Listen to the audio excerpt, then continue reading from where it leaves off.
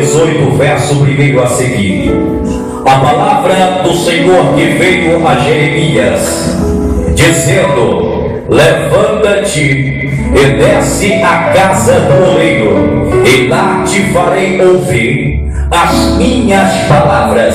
E desci à casa do oleiro, e eis que ele estava fazendo a sua obra sobre as rodas, como o vaso que ele fazia de barro se quebrou na mão do oleiro, tornou a fazer dele outro vaso conforme o que pareceu bem aos seus olhos. Pois bem, é bem verdade em que ora o versículo e o livro em que acabamos de ler vai revelar a vida do profeta Jeremias. Vamos voltar um pouco mais na narrativa bíblica. Jeremias, ele é chamado no reinado do rei Josias. Josias foi um rei que manteve um pacto seguro. Josias trabalhou na reforma a fim de estabelecer a palavra de Deus. Josias foi um rei que manteve a sua vida em retidão com Deus.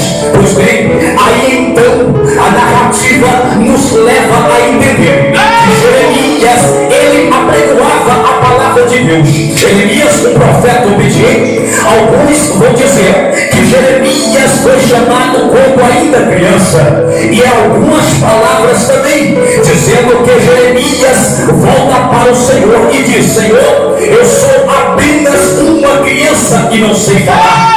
Jeremias começou seu ministério quando tinha 20 anos de idade.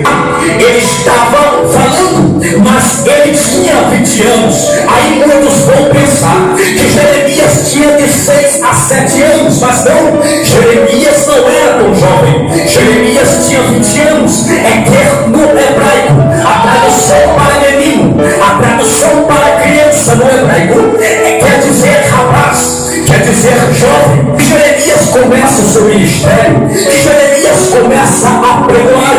Até então 11 anos de pregação, 11 anos de ministério. A Bíblia vai nos dar a entender que ele pregava sobre o pecado, ele batia o pecado. Ele era como o profeta Isaías, batendo o pecado, abominando o pecado, vomitando o pecado. Mas o tempo passa e o rei Josias, então, ele quebra um pacto que fez com o rei do Egito. E o rei do Egito, então, depois de 11 anos, vem a matar o rei Josias. O rei Josias, então, é morto. Meu irmão, de maneira truculenta, de maneira bárbara. O profeta Jeremias, então, ele começa a ficar triste. A Bíblia vai dizer que o profeta Jeremias, ele se lamentou muito. Que o profeta Jeremias, ele se lamentou por muitos e muitos anos. Mas irmãos, todo profeta que prega a palavra de Deus, ele é perseguido. Então se passou ali, irmãos, momentos de perseguição. Porque se houve 18 anos de reforma quando o rei Josias estava no poder em Judá, mas também houve 22 anos de colapso em Judá.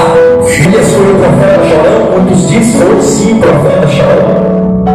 Jeremias era um homem sensível. Jeremias era um garoto amigável. Jeremias era uma pessoa de personalidade forte, mas sensível com Deus.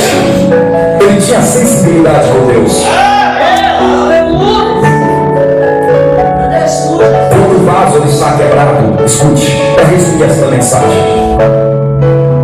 Quando o vaso ele está quebrado, Deus ele leva o vaso para o livro de Jeremias, capítulo 18, versículo 1, que diz: pensa a casa do oleiro. Quando Deus, pastor, ele fala para o profeta, para a mulher de Deus, pensa a casa do oleiro, não é porque ele está em pecado, não, é porque os problemas dele sufocam tanto a vida dele, que ele não ora mais, que ele não busca mais, que ele está fraco espiritualmente, que ele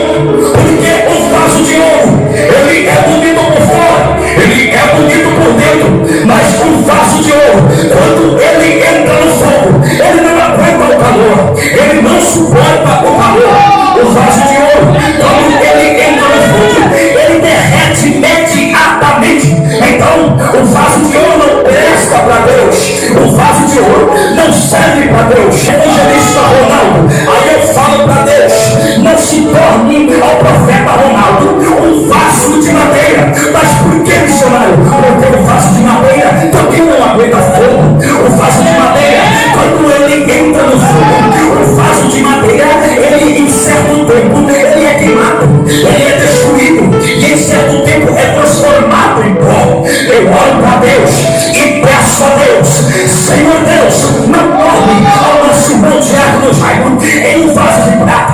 Porque, missionário, o vaso de prata, ele não serve para nada. O vaso de prata pode ser bonitinho, o vaso de prata pode ser bem visto, o vaso de prata pode enfeitar a mesa de uma casa de família, mas o vaso de prata também não aguenta fogo. O vaso de prata, quando entra no fogo, ele é em certo tempo queimado. Como assim, missionário? Em certo ponto ele chega a derreter. Então Deus não quer crente derretido. Deus não aceita vaso derretido. Vaso derretido não serve. Vaso derretido ninguém coloca nada dentro. Vaso derretido que não presta para Deus. Aí eu pergunto para o Senhor: Senhor, eu posso me tornar um vaso de ferro? Aí Deus vai dizer: o vaso de ferro é forte, né, meu filho? Aí eu respondo: sim, Senhor. O vaso de ferro pode bater a marreta em cima, ele não quebra. O vaso de ferro pode meter no fogo, ele não queima. Aí, Senhor, eu posso ser um vaso de ferro. Aí Deus vai me dizer: o vaso de ferro tu não pode ser. Eu pergunto para Deus: por que, Senhor, eu não posso ser um vaso de ferro? Porque o vaso de ferro, quando ele entra no fogo e quando ele se mistura com a água, ele enferruja. Tu lembra do profeta Eliseu, meu filho? Eu digo: lembro, Senhor. Pois não, quando o moço pegou e começou a cortar a árvore, o que o machado fez? Eu disse: Senhor, o machado saiu do cabo e voou, caiu dentro da água. Eu falei: mas por que isso, Senhor? Aí ele vai lá e me responde: porque o machado estava enferrujado. Deus não aceita ferramenta enferrujada. Deus não aceita vaso enferrujado. Vaso enferrujado não prega. Vaso enferrujado não ora. Vaso enferrujado não transporta a palavra. Então deixa o seu vaso de vidro. A primeira pedrada é jogada no quente vaso de vidro. Ele é quebrado, ele é desmanchado, ele é destruído. Mas como assim, Senhor? O vaso de vidro é muito sensível, meu filho. O vaso de vidro não presta. O vaso de vidro não dá certo. E aí você pergunta: Deus, então que vaso eu posso ser? Eu não posso ser um vaso de vidro. Eu não posso ser um vaso de prata. Eu não posso ser um vaso de ferro. Então que vaso, Senhor? Então que vaso o Senhor quer que eu seja? Aí vem Deus e fala para mim, para você: um vaso que está escrito no livro de Jeremias, capítulo número 18, versículo de número 1. O vaso de barro. Porque, Senhor, o Senhor quer que eu seja um vaso de barro. É muito simples. O vaso de barro, quando ele está sendo construído, que às vezes ele fica olímpica,